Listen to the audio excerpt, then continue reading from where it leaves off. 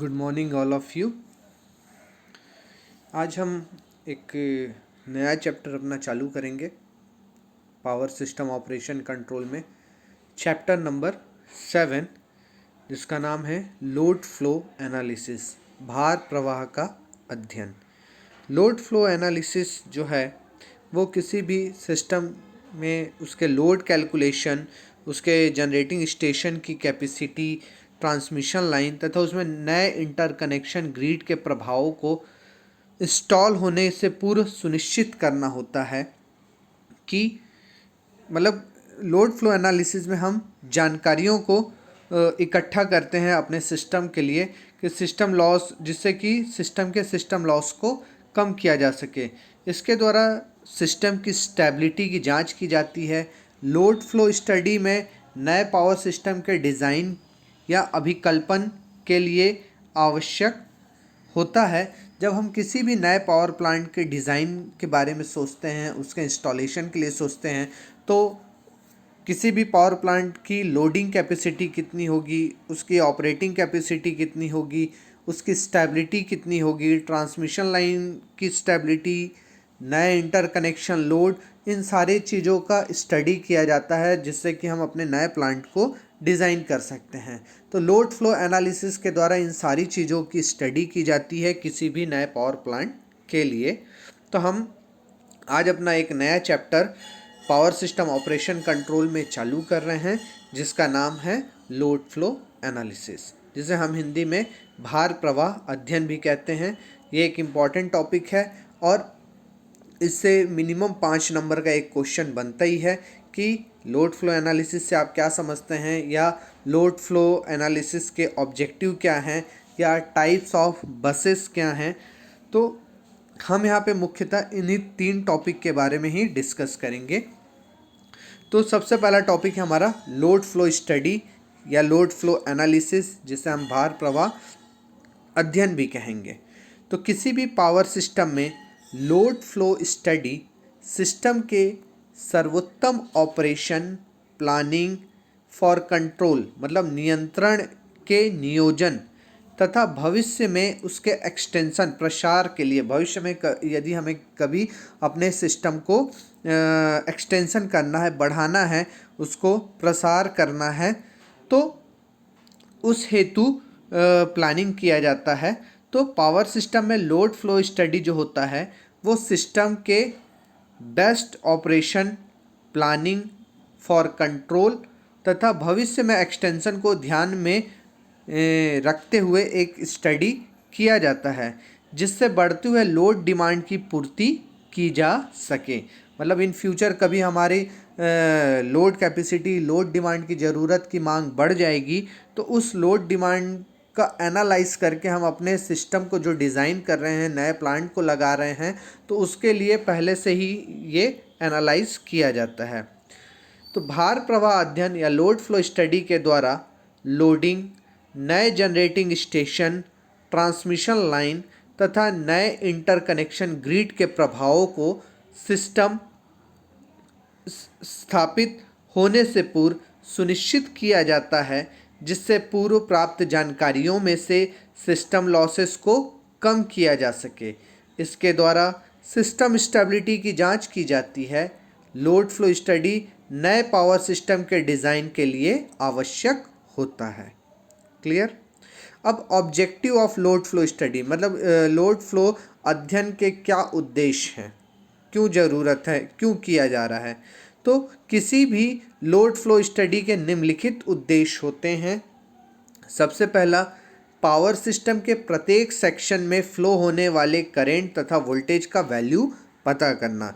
हमारा जो भी सिस्टम होता है, जो पावर सिस्टम है, वो मुख्यतः आपको पता है कि मुख्यतः 4 भागों में बटा होता है। पहला भाग जनरेशन कहलाता है, जहाँ पर हम ऊर्जा को उत्पादित करते हैं, एनर्जी जनरेशन जहाँ होता है। दूसरा पार्ट होता है आपका ट्रांसमिशन, जहाँ पे हम ऊर्जा को एक स्थान से दूसरे स्थान के माध्यम से ट्रांसमिट करते हैं। तीसरा होता है आपका डिस्ट्रीब्यूशन, जहाँ पे हम अपनी ऊर्जा को अलग अलग क्षेत्रों में अलग अलग ज़रूरत के हिसाब से डिस्ट्रीब्यूट करते हैं, और चौथा पार्ट होता है उसका यूटिलाइजेशन, उपभोग, जिसे जिसकी जितनी ज़रूरत है उसके हिसाब से वो ऊर्जा का वहाँ पर उपभोग करता है। तो भार प्रवाह के अध्ययन से हम पावर सिस्टम के प्रत्येक सेक्शन में फ्लो होने वाले करंट तथा वोल्टेज की वैल्यू को पता कर सकते हैं। दूसरा, लोड डिमांड के अनुसार विभिन्न जनरेटिंग स्टेशन का उपयोग करना। जो भी जनरेटिंग स्टेशन है वहाँ पे जो भी लोड डिमांड है उसके अनुसार उसका उपयोग हम कर सकते हैं। तीसरा, प्रत्येक लाइन पर एक्टिव तथा रिएक्टिव पावर की वैल्यू को ज्ञात करना। मतलब जो भी हमारा ट्रांसमिशन लाइन है, ट्रांसमिशन लाइन पे दो तरह के पावर होते हैं, एक एक्टिव पावर और रिएक्टिव पावर। तो प्रत्येक लाइन पर एक्टिव पावर की वैल्यू और रिएक्टिव पावर की वैल्यू की गणना करना। चौथा, प्रत्येक बस पर वोल्टेज का मैग्नीट्यूड तथा फेस एंगल प्राप्त करना। बस कहने का मतलब है यहाँ पर हमारा ट्रांसमिशन लाइन, या इसको हम इनफाइनाइट बस भी कहेंगे। इनफाइनाइट बस जिसमें वोल्टेज की वैल्यू कांस्टेंट होती है और फ्रीक्वेंसी की वैल्यू भी कांस्टेंट होती है। आप किसी भी इनफाइनाइट बस में किसी भी पॉइंट पर अगर आप वोल्टेज और फ्रीक्वेंसी चेक करेंगे तो वो आपको एज इट इज़ मिलेगी। तो प्रत्येक बस पर जो वोल्टेज का मैग्नीट्यूड है तथा जो फेस एंगल है उसे प्राप्त करना। और पांचवा जो होता है, ट्रांसमिशन लाइन में होने वाले लाइन लॉस, मेंटेनेंस एक्सेट्रा पर व्यय की जाने वाली लागत का उपयोग करना। मतलब हमारे ट्रांसमिशन लाइन में लाइन लॉस हो रहा है या उस ट्रांसमिशन लाइन को मेंटेनेंस करना, तो इन सब पर कितना व्यय हो रहा है, उनके मेंटेनेंस पे कितनी खर्च आ रही है, उसका भी पता करना होता है। तो ये मुख्य उद्देश्य होते हैं आपके लोड फ्लो स्टडी के। क्लियर है। तीसरा जो इम्पोर्टेंट पार्ट है वो है क्लासिफिकेशन ऑफ बसेस, बसों का वर्गीकरण। तो बस एक नोड है जिस पर एक या कई लाइनें, लोड तथा जनरेटर को कनेक्ट किया जाता है। बस जो है एक कनेक्टिंग पॉइंट है, एक नोड है जिस पर बहुत सारी लाइनें या लोड, लाइन लोड जो होते हैं वो, या जनरेटर को हम कनेक्ट करते हैं। मतलब ये हमारा इनफाइनाइट बस होता है जिसमें बहुत सारे लाइन लोड या सिंक्रोनस जनरेटर, सिंक्रोनिज्म होते हैं। तो बसेस को निम्न 3 श्रेणियों में हमने बांटा है, 3 भागों में वर्गीकृत किया है। और ये जो वर्गीकरण है ये मुख्यतः 4 वेरिएबल को ध्यान में रखकर किया गया है। ये जो 4 मुख्य वेरिएबल हैं ये हैं आपका वोल्टेज, दूसरा है आपका एक्टिव पावर, तीसरा है आपका रिएक्टिव पावर, और चौथा है आपका वोल्टेज एंगल। मतलब यहाँ पर हम जो बसों का वर्गीकरण कर रहे हैं वो 4 वेरिएबल को आधार मानकर करते हैं। पहला होता है आपका मैग्नीट्यूड ऑफ वोल्टेज, विभव का परिणामी जिसे हम V के द्वारा शो करते हैं। दूसरा होता है आपका एक्टिव वोल्टेज, तीसरा होता है जिसे हम P के द्वारा शो करते हैं। तीसरा होता है रिएक्टिव वोल्टेज जिसे हम Q के द्वारा शो करते हैं। और चौथा है आपका फेस एंगल जिसे हम डेल के द्वारा शो करते हैं।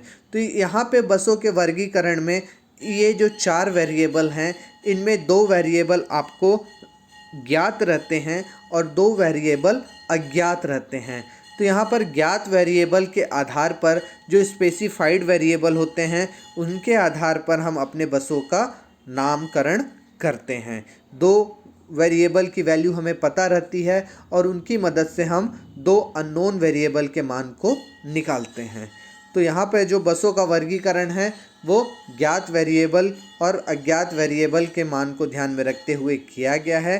तो इसमें जो सबसे पहला बस है उसे हम लोड बस कहते हैं। लोड बस का मतलब कि इस बस बार पर आपको एक्टिव पावर P तथा रिएक्टिव पावर Q स्पेसिफाइड रहता है और आपको मैग्नीट्यूड ऑफ वोल्टेज और वोल्टेज एंगल या फेस एंगल आपको फाइंड आउट करना रहता है। मतलब एक्टिव पावर और रिएक्टिव पावर का मान हमें ज्ञात रहता है और वोल्टेज और फेस एंगल V और डेल का मान निकालना रहता है। इसी कारण हम लोड बस को PQ बस भी कहते हैं क्योंकि इसमें हमें P और Q का मान पता रहता है। दूसरा है आपका स्विंग बस या स्लैक बस या रेफरेंस बस। इसे 3 नाम दिया गया है, स्विंग बस, स्लैक बस या रेफरेंस बस। तो इस बस पर आपको वोल्टेज, मैग्नीट्यूड ऑफ वोल्टेज और फेस एंगल का मान पता होता है और आपको एक्टिव पावर P और रिएक्टिव पावर Q का मान निकालना रहता है। यहाँ पर आपको वोल्टेज का जो परिणामी है V, उसको वो पता है, फेस एंगल डेल का मान पता है और आपको एक्टिव पावर P और रिएक्टिव पावर Q का मान निकालना है। तो यहाँ पर इस बस को हम P डेल बस भी या स्विंग बस, स्लैक बस या रेफरेंस बस भी कहते हैं। तीसरा है आपका जनरेटर बस या वोल्टेज बस या PV बस। PV बस से आप स्पेसिफाई हो सकते हैं कि यहाँ पर आपको मैग्नीट्यूड ऑफ वोल्टेज V और एक्टिव पावर P का मान स्पेसिफाइड रहता है, जबकि आपको रिएक्टिव पावर Q और फेस एंगल डेल का मान निकालना रहता है। मतलब यहाँ पर रिएक्टिव पावर Q और फेस एंगल डेल का मान अननोन है और मैग्नीट्यूड ऑफ वोल्टेज V और एक्टिव पावर P का मान आपको नोन है। इस कारण हम इसे PV बस भी कहते हैं। तो यहाँ पर इस बस में जो रिएक्टिव पावर Q है उसका अपर तथा लोअर लिमिट भी स्पेसिफाइड होता है। मतलब रिएक्टिव पावर की वैल्यू हाई कितनी जाएगी या लो कितनी जाएगी, ये चीज़ इस बस में स्पेसिफाई रहता है। इसलिए हम इस बस को PV बस या जनरेटर बस या वोल्टेज बस भी कहते हैं। तो यहाँ पर आपको एक टेबल दिख रहा होगा। इस टेबल के द्वारा हम सिंपली स्पेसिफाइड वेरिएबल और अननोन वेरिएबल का एक लिस्ट बना लेते हैं, जिससे हमें क्लासिफिकेशन ऑफ बस को याद रखने में सहायता मिलती है। तो यहाँ पर मैंने एक टेबल के द्वारा आपको बताया है कि बस टाइप, स्पेसिफाइड वेरिएबल और अननोन वेरिएबल। तो यहाँ पर जो पहला है रेफरेंस बस या स्लैक बस, इसमें आपको मैग्नीट्यूड ऑफ वोल्टेज और फेस एंगल पता है, जबकि आपको एक्टिव पावर P और रिएक्टिव पावर Q निकालना है। दूसरा है आपका जनरेटर बस या वोल्टेज कंट्रोल बस या PV बस। तो इसमें आपको एक्टिव पावर P का मान और मैग्नीट्यूड ऑफ वोल्टेज का मान पता है, जबकि आपको रिएक्टिव पावर Q और फेस एंगल डेल का मान निकालना है। तीसरा है आपका लोड बस या PQ बस। तो इस बस में आपको P और एक्टिव पावर P और रिएक्टिव पावर Q का मान पता है और आपको मैग्नीट्यूड ऑफ वोल्टेज V और फेस एंगल डेल का मान निकालना है। तो ये था आपका क्लासिफिकेशन ऑफ बसेस। तो ये हमारा जो चैप्टर है छोटा चैप्टर है, 5 नंबर का ही आता है, इसलिए मैंने इसमें जो इम्पोर्टेंट 3 टॉपिक थे वो मैंने आपको बताया कि लोड फ्लो स्टडी क्या होता है, भार प्रवाह अध्ययन क्या होता है, कि किसी भी नए पावर प्लांट को इंस्टॉल करने से पहले उसके बारे में, डिज़ाइन करने से पहले उसके बारे में बहुत सारी जानकारियाँ